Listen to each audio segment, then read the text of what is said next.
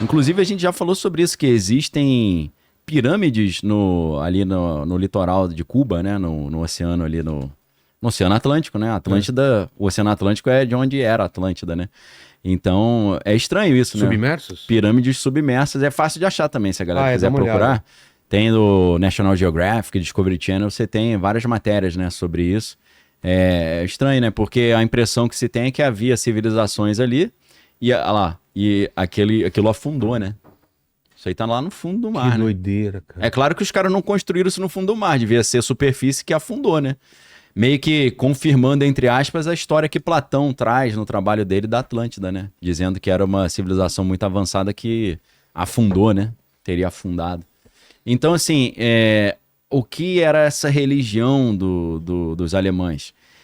Nós somos descendentes de uma raça de semideuses e essa raça remonta à antiga Atlântida e nós que temos o direito de governar o mundo e a humanidade. Nós vamos governar se nós conseguimos mobilizar esse poder espiritual que a gente teve acesso nos tempos antigos, chamada Vril, né? E essas reuniões aconteciam dentro da sociedade Thule, que é uma sociedade secreta. Eles estavam querendo criar armas e ao mesmo tempo estavam tentando criar super soldados. Super soldados paranormais também. Não. Ou só os americanos que Não, estavam... na verdade, os americanos continuaram esse projeto. Ah, é? Porque a Operação Paperclip, né, que é famosa, o que acontece? Quando O que era essa operação? quando os americanos venceram a Segunda Guerra, em vez de mandar todos os cientistas top de linha alemães pra cadeia, eles deram salvo-conduto pra alguns, né? Vem aqui. Ele falou, ó, tem duas opções. Ou você vai pro Chilindró eternamente, pega até uma pena de capital aí, ou você vem trabalhar pra cá. Qual que você prefere? É a história do Werner von Braun, né? O Werner von Braun era da SS, que era top de elite dos caras, né? O cara tinha que comprovar 10 gerações de raça ariana pra conseguir participar da parada. É difícil, né? Fazer essa genealogia aí. Você volta quase em Adão e Eva, né? Total. E esse cara criou a NASA, pô. Foi cooptado, falou, ó, pô, a gente gosta muito de você, você é um cara brilhante, então... Ele fazia pesquisa de propulsão. Ele era um cientista aeroespacial, né? Ele que fazia as aeronaves, né? Da Luftwaffe, né? Que é a Força Aérea Alemã. Ele que fazia os foguetes, os mísseis e as aeronaves. E devia estar muito à frente da galera. Tava bem à frente. É um negócio assim que você assiste lá Capitão América Primeiro Vingador, você vê o Caveira Vermelha, né?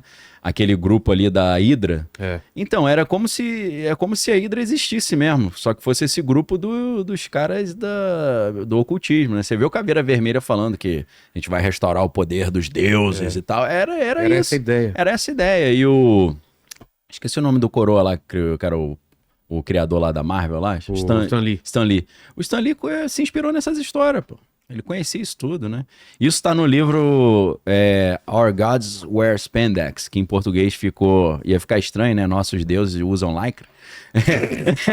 Em português ficou Nossos Deuses São Super-Heróis, que é um livro de um cara chamado Christopher Knowles, não é Nolan não, Christopher Knowles. Nesse livro ele mostra toda a inspiração das histórias em quadrinhos nessas histórias místicas aí da Segunda Guerra Mundial.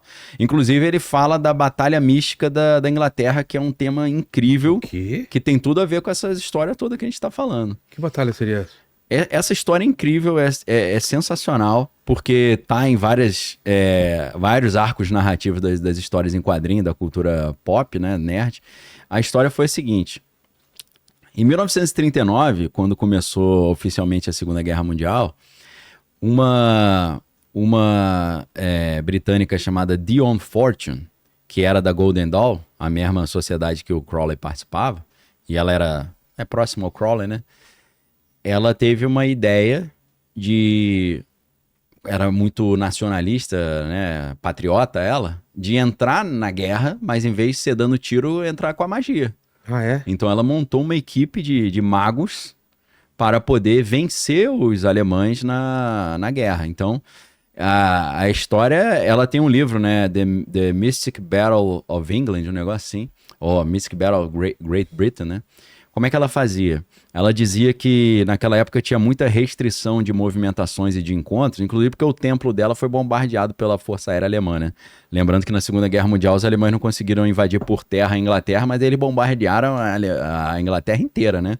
Os caras iam pro metrô, era uma coisa terrível, né? quem estudou um pouquinho vê esse drama, né, de Londres. Então, Londres foi completamente bombardeado e o templo dela foi bombardeado.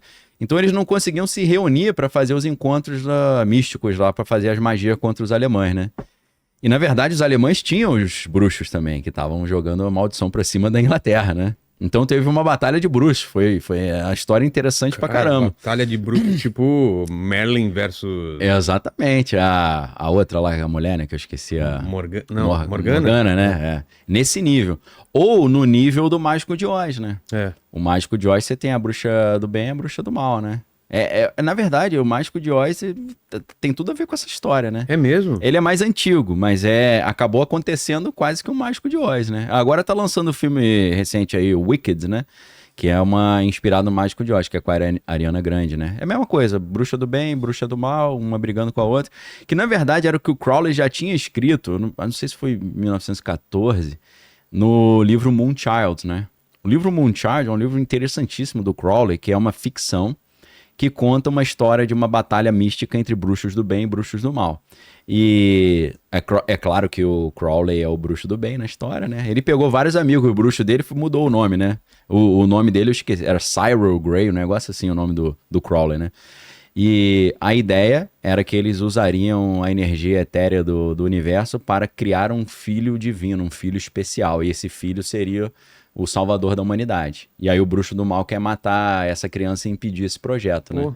Então é uma história interessante pra caramba. E dizem que esse livro Moonchild foi o protótipo do Mágico de Oz, né?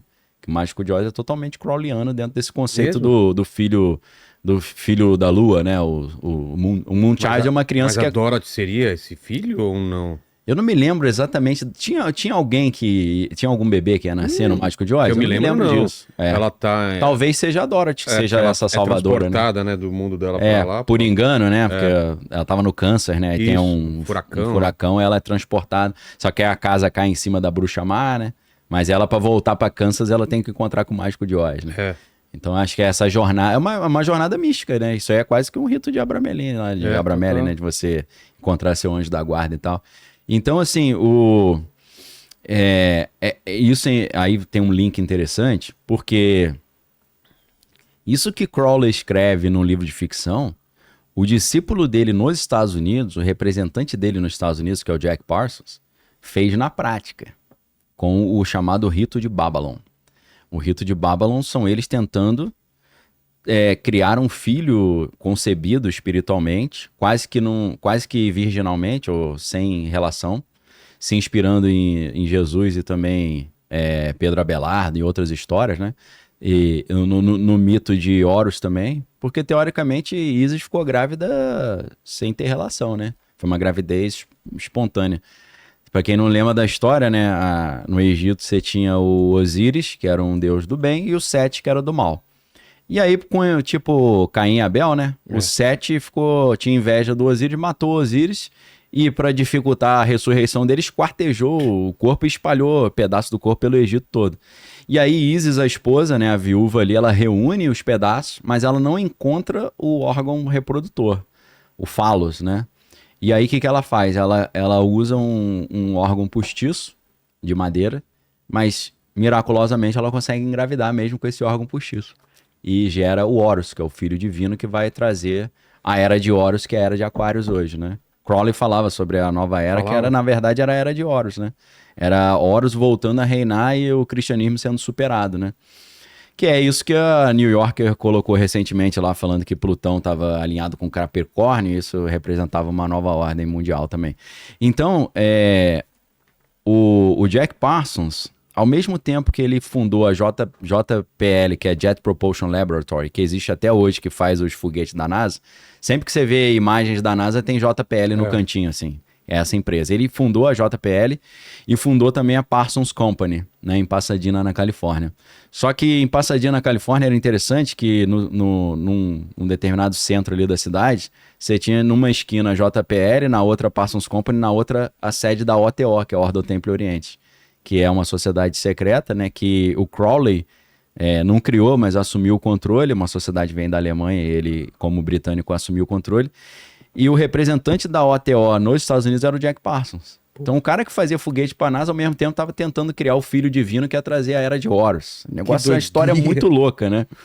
E ele, junto com o Ron Hubbard, que é o fundador da Cientologia, né? Escritor. Tá naquele filme O Mestre, né? Não sei se você lembra. Filme interessante também. Acho que é do...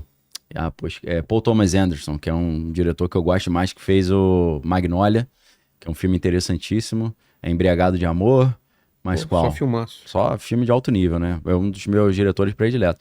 E o Ron Hubbard, que inventou a ideia da Dianetics, né? Era um escritor de ficção científica, né? Que, tipo o que aconteceu com o Lovecraft, né? Que criou uma história de ficção que vira uma espécie de culto, né? Os cultos de Cthulhu, né? Os cultos Lovecraftianos, né? Que o Neil Gaiman e o Alan Moore conhecem muito e gostam muito, né? Monstro do Pântano é quase Lovecraftiano total, cara, né? Tem esses deuses estranhos, o Gatiano e tal. Então, assim, o Ron Hubbard, ele, através de uma ficção científica, ele acaba entrando numa religião em cima daquilo, né? Ou ele cria a religião da Cientologia inspirada na ficção científica dele, né? Que é a religião, pra quem não sabe, das celebridades, né? Do Tom Cruise e tal, do John Travolta, né? Que frequentam lá.